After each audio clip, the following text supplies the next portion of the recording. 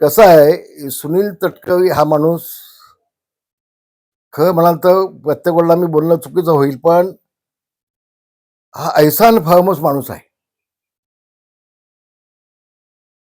गटारामध्ये दगड मागून पाणी उडून घ्यायचं नव्हतं त्याला. मग माझ्या घरामध्ये 10 वेळा कशासाठी आलो असतो माझ्याकडे? तेव्हा तुला गटाराची आठवण झाली नाही?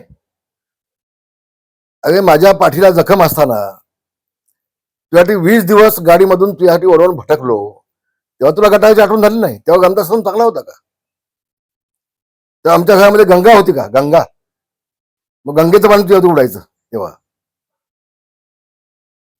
मग आता गटार काय असतं ते पण दाखवून त्याला समजेल ना, समजेल त्याला. मला वाईट का वाटलं, तुझ्यासाठी रात्रंदिवस काम केलं, तुला तिकीट मिळत नव्हती, मी भांडलो, पण माझ्या मुलाची विधानसभेची निवडणूक आली त्यावेळेला या तटकरेने गद्दारी केली.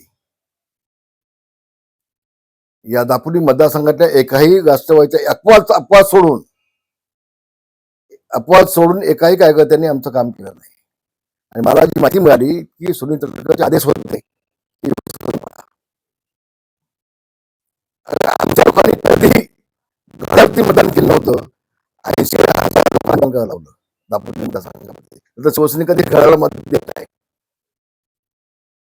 अगं नालायक माणसा, तू गटाराची भाषा करतोयस? लाज वाटत नाही? इतका ऐसान फार्मस आहेस तू?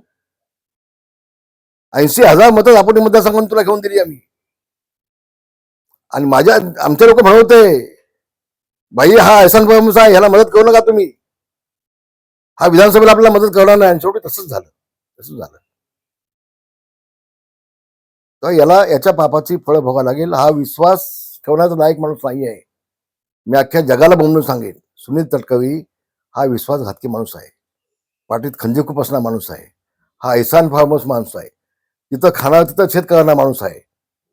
आणि गटार काय आणि गंगा काय हे त्याला कळेल ना भविष्यामध्ये. आता त्याला कळेल ना भविष्यामध्ये. तू जे पाप केलेस ना, त्या पापाचं पायश्चित तुला करायलाच लागेल तटकरे.